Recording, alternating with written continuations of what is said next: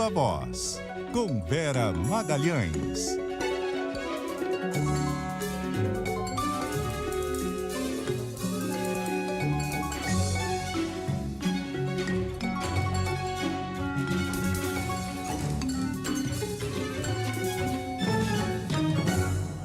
Olá, boa noite. São 6h04.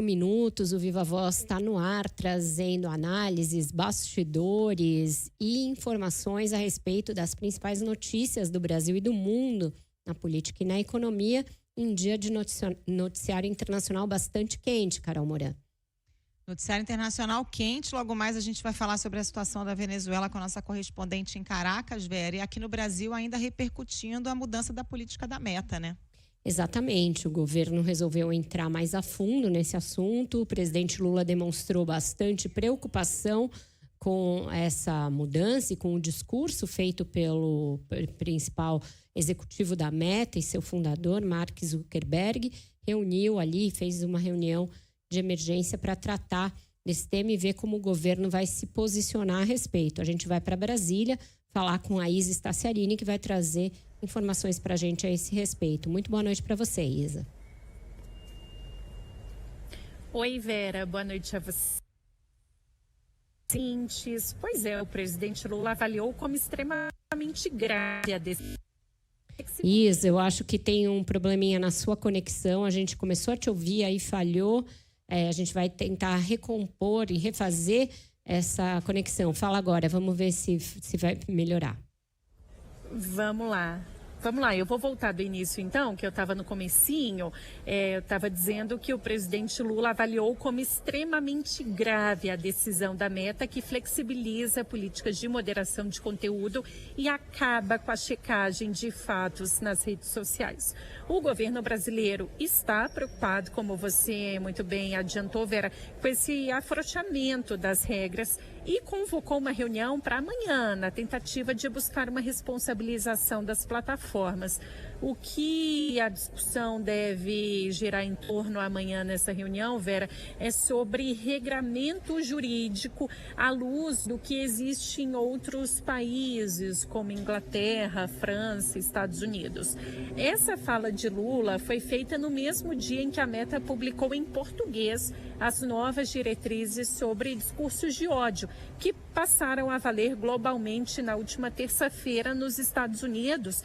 Um indicativo aí de que, apesar das alterações começarem por lá, elas vão ser ampliadas e vão chegar ao Brasil, o que tudo indica. Em resposta a essas mudanças da Meta, Lula convocou uma reunião e disse hoje mais cedo aqui no Palácio do Planalto que a soberania de cada país precisa ser preservada e que ninguém pode ameaçar a independência de uma nação. Vamos ouvi-lo. Eu acho que é extremamente grave as pessoas quererem que a comunicação digital não tenha a mesma responsabilidade do cara que comete um crime na imprensa escrita. Sabe, é como se um cidadão pudesse ser punido porque ele faz uma coisa na vida real e pudesse não ser punido porque ele faz a mesma coisa na digital. Em substituição à checagem dos fatos de forma independente, a Meta vai adotar o mesmo modelo do X, do bilionário Elon Musk, de transferir para os usuários esse papel. Entre as mudanças publicadas em português pela Meta hoje, está até a flexibilização do debate sobre gênero e também a possibilidade dos usuários associarem doenças mentais à orientação sexual. O texto, por exemplo, trata a associação de pessoas LGBTQIAPN+, com transtornos mentais em debates políticos e religiosos. Essa decisão pode aí acarretar num aumento da homofobia e também da intolerância. O vice-presidente Geraldo Alckmin criticou também as mudanças hoje, disse que as plataformas precisam ser responsabilizadas e nessa entrevista à Rádio Eldorado, ele também defendeu a regulamentação das redes sociais. Não é possível você ter plataforma, você ter órgãos de comunicação, ainda mais globais, né, de presença global, sem responsabilidade, sem responsabilização. Não pode desinformar as pessoas, não pode caluniar, mentir, difamar, precisa ter responsabilidade. Lembrando que ontem o ministro do Supremo Tribunal Federal, Alexandre de Moraes, deu recado ao afirmar que as redes sociais só vão continuar operando no Brasil se respeitarem as leis. E a gente lembra que o Ministério Público Federal deu 30 dias, um mês, para que a Meta responda sobre as mudanças e preste informações sobre as alterações que forem feitas no Brasil. Vera. Obrigada, Isa, pelas suas informações. Nesse caso, o governo parece coberto de razão, Carol. Realmente parece totalmente despropositada a ideia de que uma empresa possa se sobrepor às leis do país. Então, é importante, a gente vem falando disso aqui há uns 2 dias, que o governo jogue afinado com o judiciário nessa matéria, para que qualquer coisa que venha a ser aprovada pela corte em termos de responsabilização das redes sociais seja cobrada também pelo governo e seja essa bandeira seja empunhada pelo governo para dar mais força nesse debate que vai ser pesado. A gente sabe que do lado das plataformas estará o governo Donald Trump, né? Ontem o ministro Alexandre de Moraes já tinha falado isso, né, Vera, que nenhuma empresa poderia atuar à margem da legislação, o que é o óbvio, mas preocupa essa fala do Zuckerberg quando ele diz que vai se alinhar ao presidente Donald Trump para atuar, inclusive em outros países, e aí cita especificamente a América Latina, contra o que ele chamou de restrições à liberdade de expressão. Isso sim parece uma ameaça velada e deve ser alvo realmente de preocupação, e reforça ainda mais a necessidade do Supremo retomar o julgamento sobre aquelas ações que tratam do marco civil da internet, né, Vera? Essa votação foi suspensa, trata justamente da responsabilização das redes sociais em casos de publicações. Hoje o Marco Civil determina que elas só se tornam responsáveis se houver uma determinação judicial e esse conteúdo não for retirado, mas já há um entendimento de boa parte dos ministros que votaram no sentido contrário, né, de que esse tipo de conteúdo tem que ser retirado do ar antes mesmo de decisão judicial. Exato, isso daí é o que causa mais controvérsia, porque o ministro Toffoli acha que qualquer coisa pode ser tirada do ar sem decisão judicial. Barroso abriu uma leve divergência e deve haver um debate mais acalorado em relação a isso, principalmente porque os ministros bolsonaristas tendem a ser mais conservadores nesse sentido. E provavelmente vão querer dizer que precisa de decisão judicial para tudo. E aí a gente vai ter que contar os votos quando o caso voltar ao plenário. Mas o fato existe já uma pressão interna para que, voltando do recesso, o ministro Barroso peça para que o ministro André Mendonça devolva logo o caso à pauta para que seja concluída essa discussão agora que a Meta resolveu fazer essa mudança da sua política de moderação de conteúdo.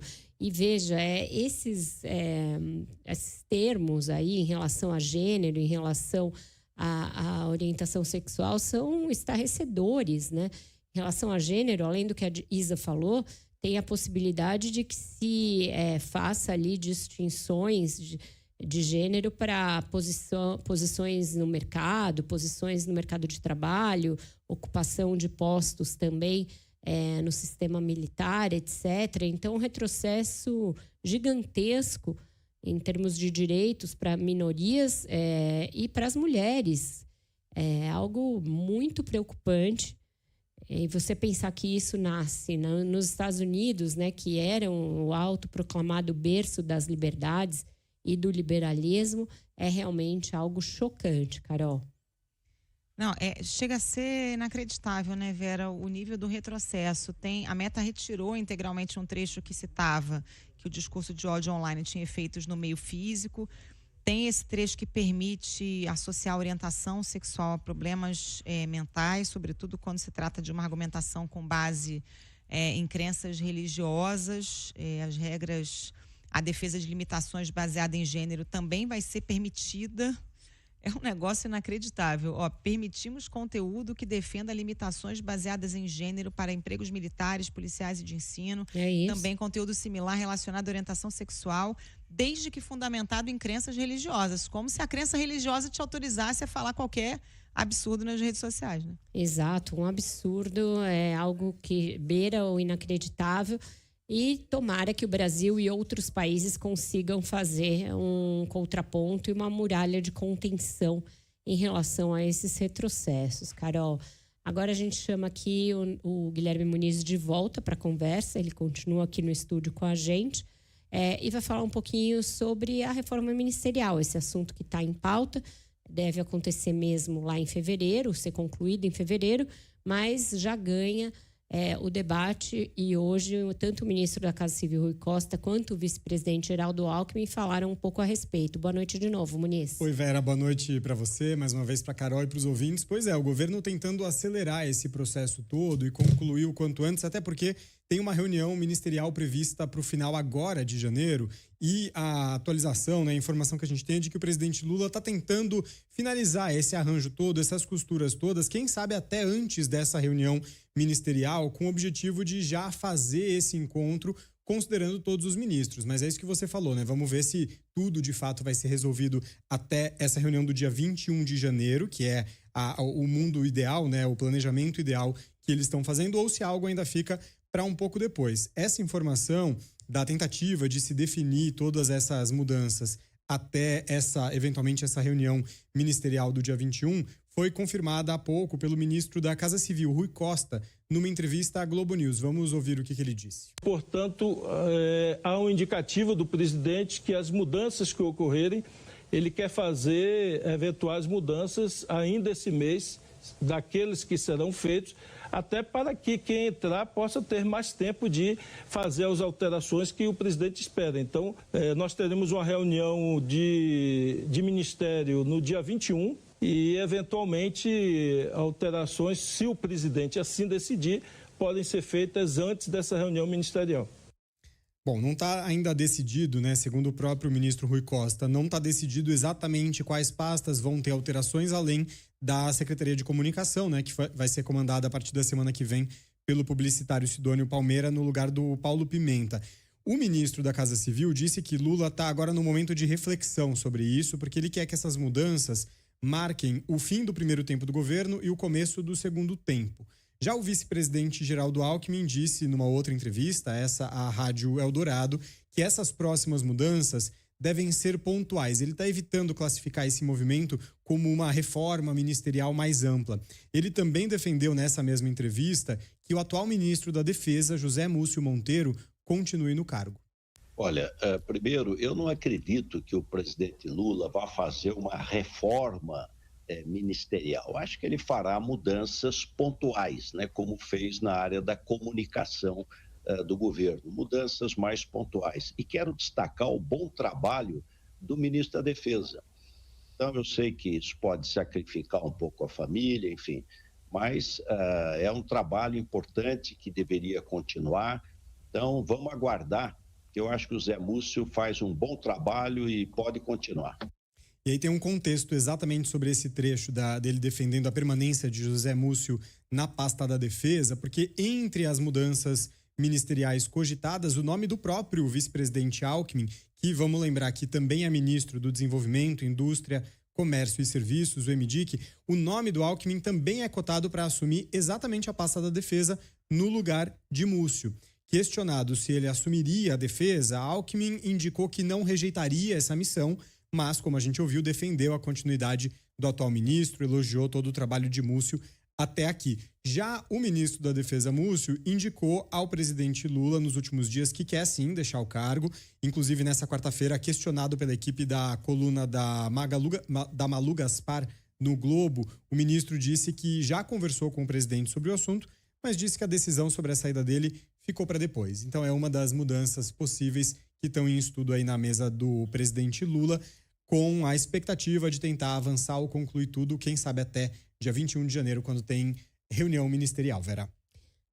Obrigada, Muniz. A reforma ministerial ainda não saiu, mas já começa a surtir os primeiros efeitos. A gente tem dado aqui declarações do próprio Sidônio Palmeira, admitindo que vai entrar. o Paulo Pimenta, que está saindo, e a chegada do Sidônio na Secom já teve a primeira mudança perceptível, porque o chefe da comunicação ali, da parte de imprensa, né, da Secom, o secretário de imprensa, José Crispiniano, vai ser substituído. Quem vai ocupar esse posto agora é o Laércio Portela, que chegou a ficar como ministro interino no período em que o Paulo Pimenta estava deslocado para a função dele ali no Rio Grande do Sul. A Isis Tassianini está de volta agora com a gente, vai falar um pouquinho sobre essas primeiras mudanças e também sobre como o ministro Fernando Haddad está discutindo, está tentando conter qualquer medida que atrapalhe a responsabilidade fiscal do governo. Isso tudo está meio nas costas dele. Não adianta nada fazer reforma ministerial se a economia não for para frente. Boa noite de novo, Isa. Diga lá.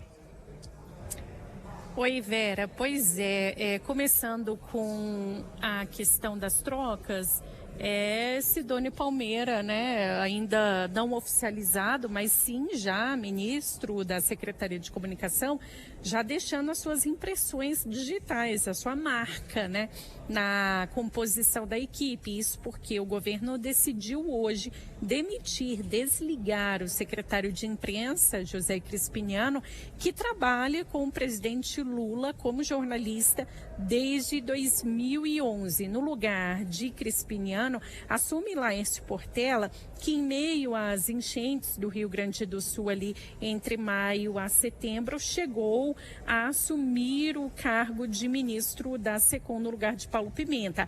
Essa troca é a primeira mudança feita por Sidônio Palmeira, que assume oficialmente como ministro da Secom na semana que vem.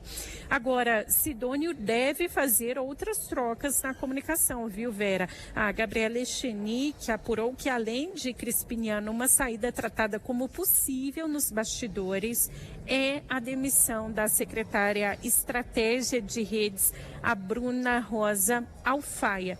Ela é aliada de primeira hora ali da primeira-dama Janja, mas a equipe de Sidônio avalia que a comunicação digital no governo precisa melhorar. O que a Gabriela Echenique ouviu e que eu também escutei hoje aqui durante as apurações no Palácio do Planalto foi que a equipe de secretários da comunicação hoje é muito ligada ao presidente Lula. É o caso do Crispiniano, que trabalha com Lula desde 2011, é o caso do Ricardo Stuckert, que é o fotógrafo oficial do presidente há muitos anos, é o caso da Bruna Alfaia, que é ligada à primeira-dama Janja, e o que o Sidônio quer é ter um pouco mais de controle nessas secretarias. Ele quer que os secretários sejam ligados a ele e não diretamente ao presidente Lula.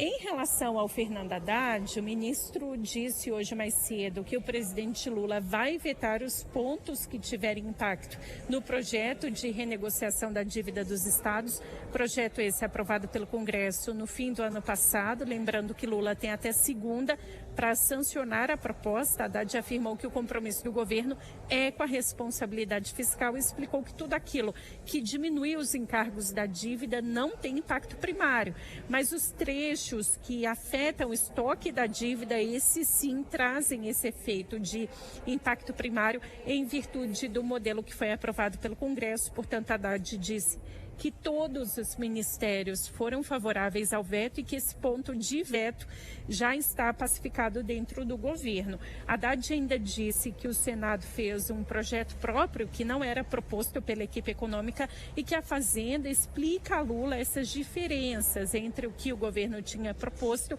e o que de fato foi aprovado. O ministro afirmou que Lula está a par dessas divergências e que a orientação da equipe econômica é que qualquer ponto que afete o equilíbrio fiscal seja considerado como veto. Ele citou o impacto sobre as finanças estaduais e federais. E só para encerrar, o ministro adotou cautela ao comentar a fala do presidente eleito dos Estados Unidos, Donald Trump, que toma posse dia 20 de janeiro, sobre taxar 100% dos países do bloco que abandonarem o dólar. O ministro hoje foi questionado lá na porta da Fazenda, disse ser necessário aguardar que Trump tome posse e que o governo brasileiro só vai se posicionar quando as decisões americanas forem de fato tomadas. O que Haddad disse é que às vezes uma pessoa faz uma declaração e não é muito bem aquilo que ela vai decidir e que, portanto, é necessário esperar para ter ideias sobre as medidas que vão ser de fato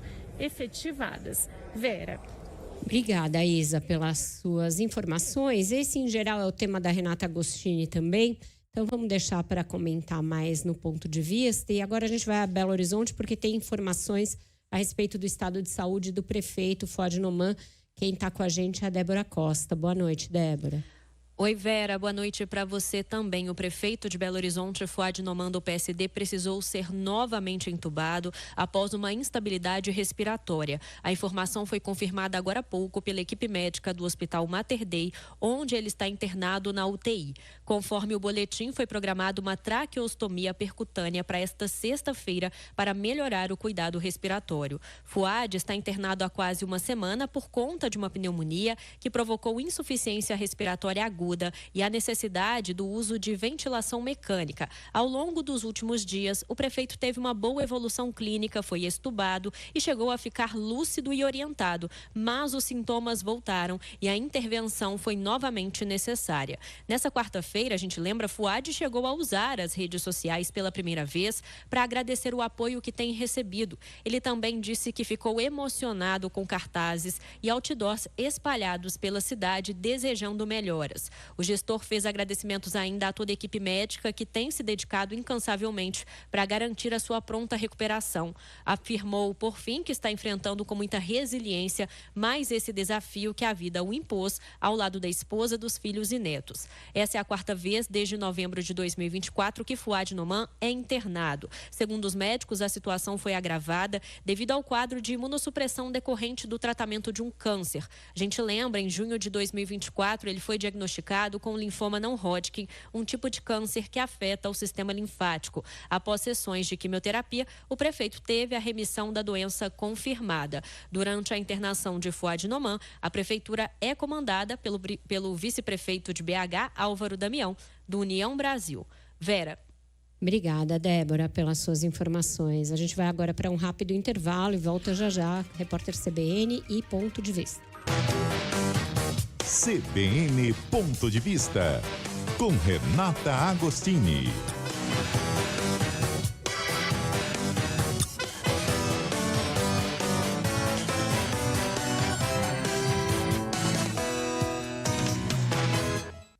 Muito boa noite para você, Renata Agostini.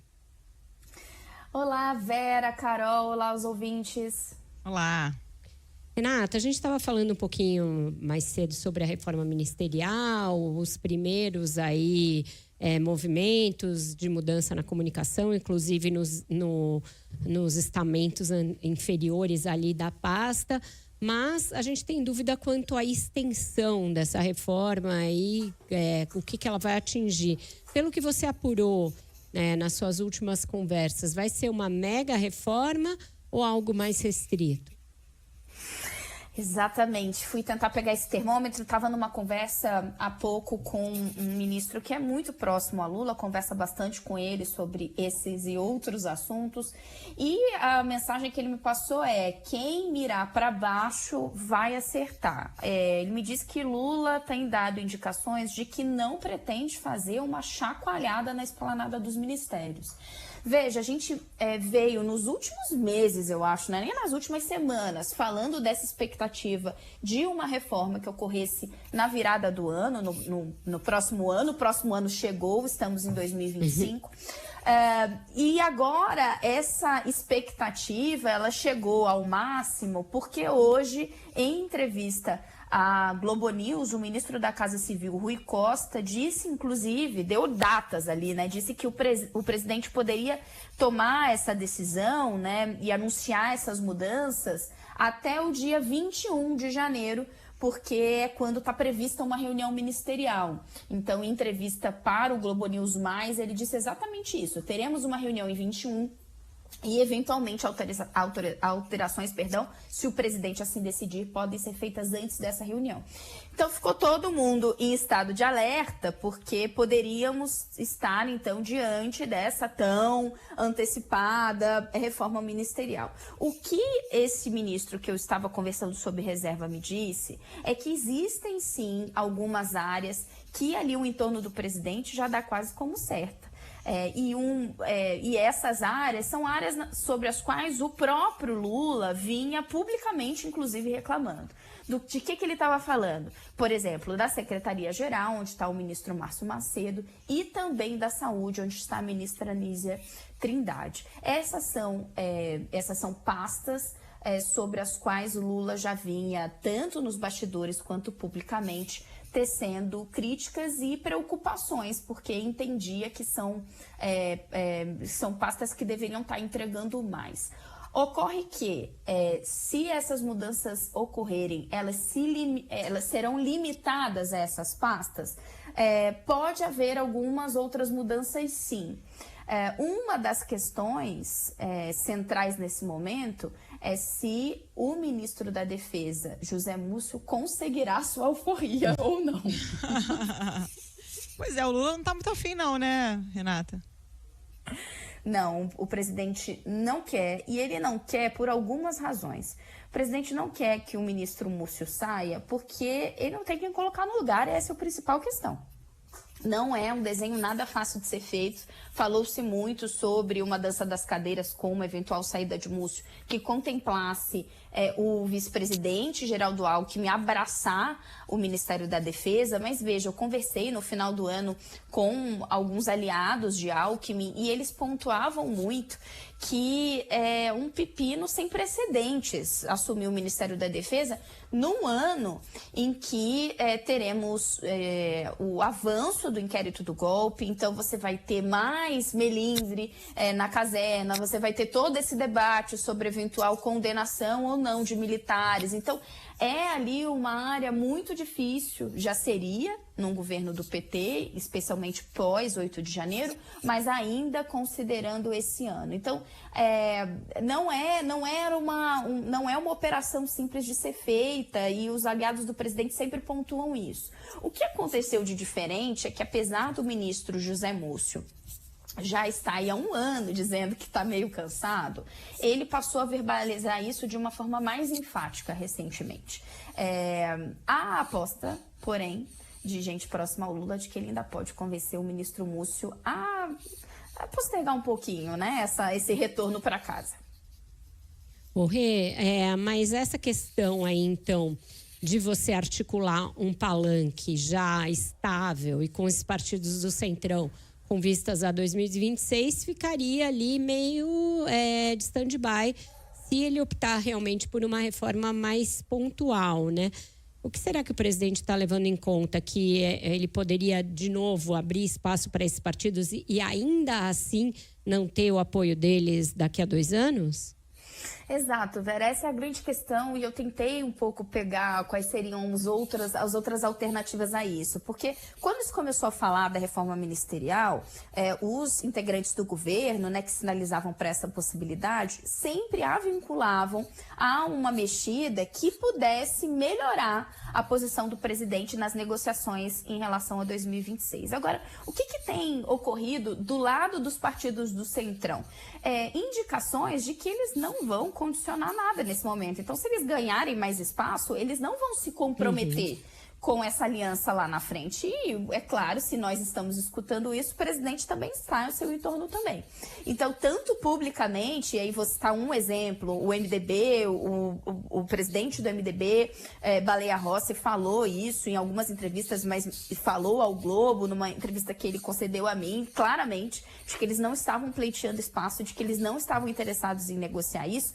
Claro, a gente pode dizer, o Centrão fala isso, mas quando chega na hora eles não vão negar. Mas mais do que negar ou abraçar espaços no governo, tem o fato de que esses partidos têm dificuldades práticas para chegar agora, no início de 2025, e já amarrar algum tipo de apoio ao presidente. Não funciona assim. Eles têm uma série de resistências internas, eles têm que deixar mesmo o tempo correr. Não interessa a eles fazer um compromisso com o Lula agora, porque a verdade é que não se sabe como o Lula chegará a 2026. Tem muita água para rolar em 2025, especialmente na área econômica, que pode ser, como geralmente pesa muito, mas pode ser um fiel da balança também na próxima eleição. A gente vai ter um ano de inflação, de dificuldade para controlar a inflação, de juros muito altos e com uma enorme imprevisibilidade diante do que fará ou não Donald Trump após assumir a presidência dos Estados Unidos.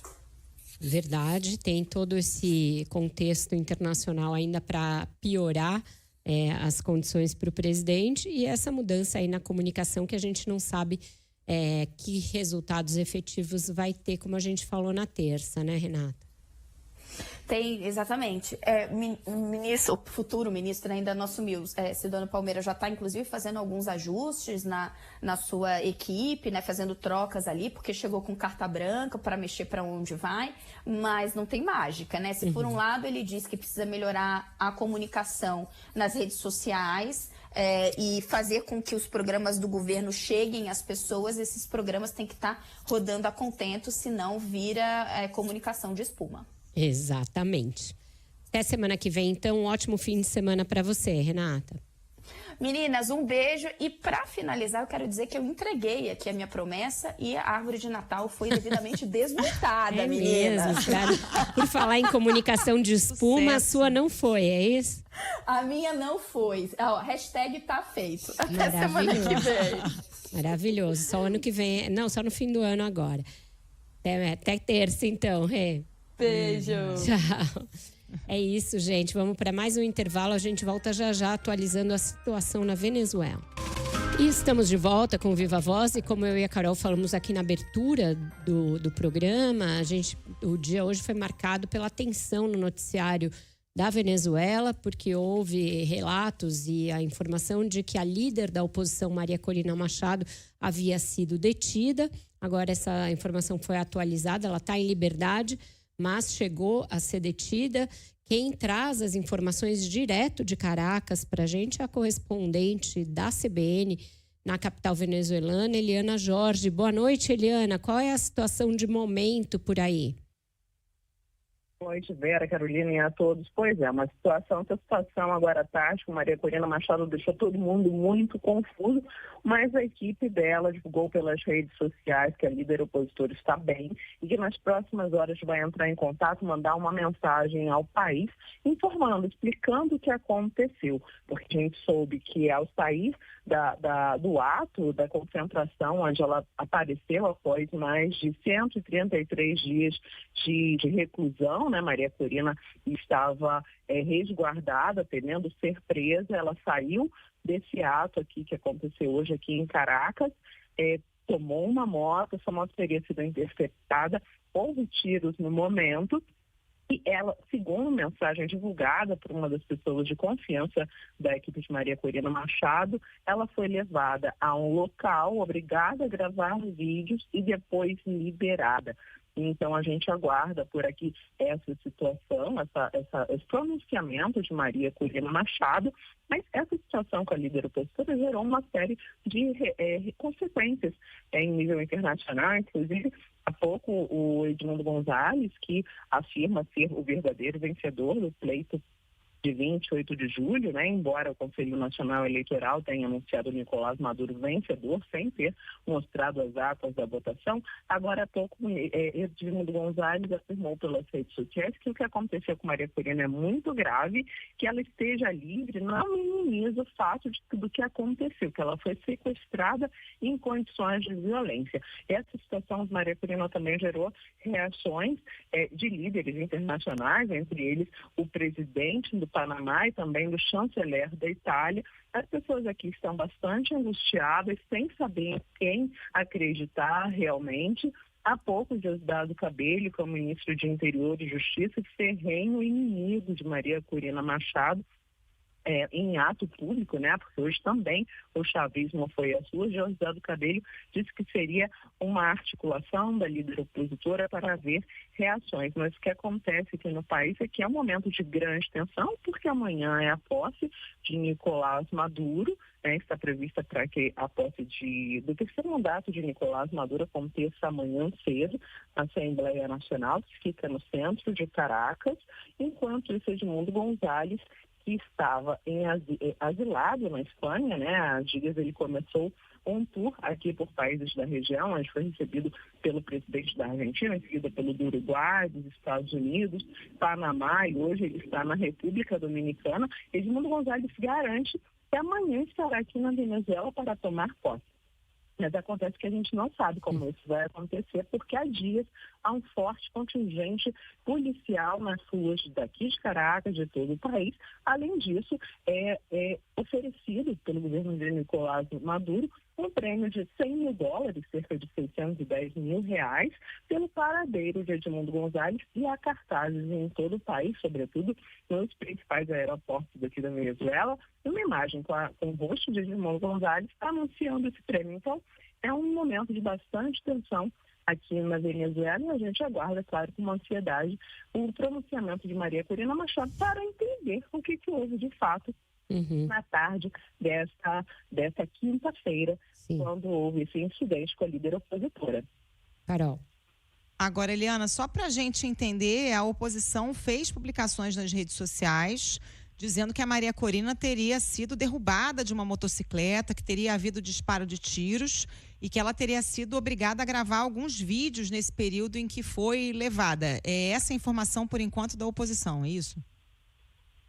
Certo. Tanto é que vem circulando pelas redes sociais um vídeo com a imagem, a voz de Maria Corina, mas parece ser que vem gerando muita suspeita essa imagem, esse vídeo, porque parece ser uma imagem de inteligência artificial. Então, por isso que a gente aguarda com tanta expectativa a mensagem da líder opositora, como foi anunciada pela equipe dela, que ela falará mais tarde aqui aos seguidores de Maria Corina pelas redes sociais. Geralmente ela usa a rede social do Instagram para mandar vídeos, e essa situação em que, sim, como você disse, ela, durante essa interceptação, teria acontecido tiros, disparos. Houve também o rumor de que um dos motociclistas que acompanhavam a líder opositora teria sido baleado, mas até então a gente não tem maiores informações incríveis, né, verazes, sobre o que aconteceu com a líder opositora, além dessas que a equipe de Maria Corina Machado vem divulgando pelas redes sociais. Então, é esperado com expectativa, ansiedade, o pronunciamento da líder opositora. Agora, Eliana, parece haver aí um aumento da repressão e da violência contra políticos oposicionistas e ativistas, para além apenas desse incidente ainda não esclarecido com a Maria Corina, porque outros conhecidos líderes oposicionistas também teriam sido abordados por pessoas encapuzadas, enfim, teriam sido detidas. É o caso do Henrique Marques, um oposicionista de corte mais moderado, e que também teria desaparecido em meio a protestos. Eu imagino que para vocês, é óbvio, num regime autoritário assim, seja muito difícil conseguir informações confiáveis, mas vocês têm informações de outros líderes que também teriam desaparecido ou sido detidos?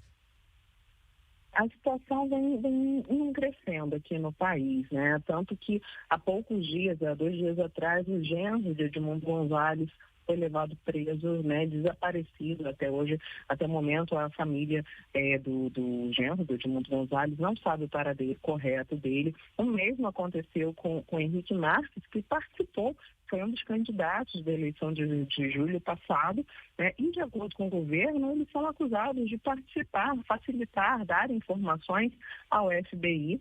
E aqui também, nas últimas horas, foram anunciadas as prisões de mais de 150 pessoas, segundo elas, que seriam mercenários dando informações, alguns deles ao FBI,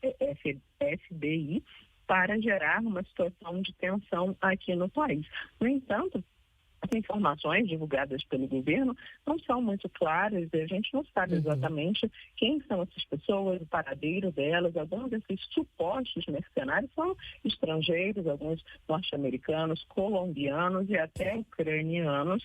E o que vem acontecendo também é um policiamento ostensivo orquestrado pelo ministro de Interior e Justiça, Diosdado Cabello, que é um homem muito forte dentro do chavismo, e ele vem fazendo de tudo para blindar Nicolás Maduro para que amanhã Maduro possa iniciar seu terceiro mandato presidencial, que vai até 2031. Maduro também já falou que a primeira ação que ele vai fazer vai ser criar uma comissão para rever a Constituição bolivariana outorgada em 1999 pelo ex-presidente, pai político de Maduro, o ex-presidente Hugo Chávez. Carol Vera. Obrigada, Eliana, pelas suas informações. A Eliana continua acompanhando, como ela bem disse, a obtenção de informações confiáveis é difícil por causa da opressão que existe por parte do governo Maduro. Tem todo esse ambiente conturbado para a posse de amanhã. E, Carol, o governo brasileiro, pelo jeito, está esperando ter mais clareza sobre o que está acontecendo antes de se manifestar, né? Mas outros governos da região já começam a reagir a esse recrudescimento da violência contra a oposição. É o caso do governo da Colômbia. O Petro já comentou, já lamentou e repudiou o que está acontecendo por lá. Mas por aqui, nem Itamaraty, nem o Palácio do Planalto, por enquanto, comentaram esse episódio que, de fato, ainda está bastante nebuloso, né? E amanhã promete ser um dia tenso, né, Vera? Com a posse marcada, esses protestos aí em várias regiões do país. Presidente Lula não vai a essa posse, assim como outros líderes regionais, mas promete, viu? Vamos ver como é que vai ser esse dia de amanhã na Venezuela. Exato, e tem esse componente dos governos ali bolivarianos na Venezuela, começou com Chávez e se intensificou muito com Maduro, a criação de grupos paramilitares que dão suporte ao governo. Então, essa ideia de que, para além das forças de segurança oficial, você tem uma espécie de milícia ligada ao bolivarianismo, ligada ao chavismo, em que essas pessoas atuam de capuz, sem nenhum tipo de identificação, e as pessoas são levadas para espécies de aparelhos, sem nenhum tipo de comunicação aos seus familiares, aos seus grupos políticos. É algo bem característico de ditaduras, algo que a gente imaginava que já tivesse sido banido do nosso continente, mas que vigora ainda lá plenamente e que tende a se acirrar com mais esse mandato obtido pelo Maduro nas condições em que ele foi obtido, sem nenhum tipo de transparência, sem nenhum tipo de comprovação da vitória, e é algo impermeável a qualquer ingerência ou qualquer gestão de organismos multilaterais ou de outros governos. Então, uma situação muito complexa essa da Venezuela, complexa também para o Lula manejar. Ficamos por aqui? Ficamos por aqui. A gente volta amanhã com aquele resumo dessa primeira semana útil de 2025. E vocês continuam agora com o ponto final, Carol Moran e Guilherme Muniz. Segunda vez já que eu faço essa fusão de nomes. Já estamos chipando demais. Carol Muniz é maravilhoso. Tchau, gente. Até amanhã. Beijo, Vera. Até amanhã.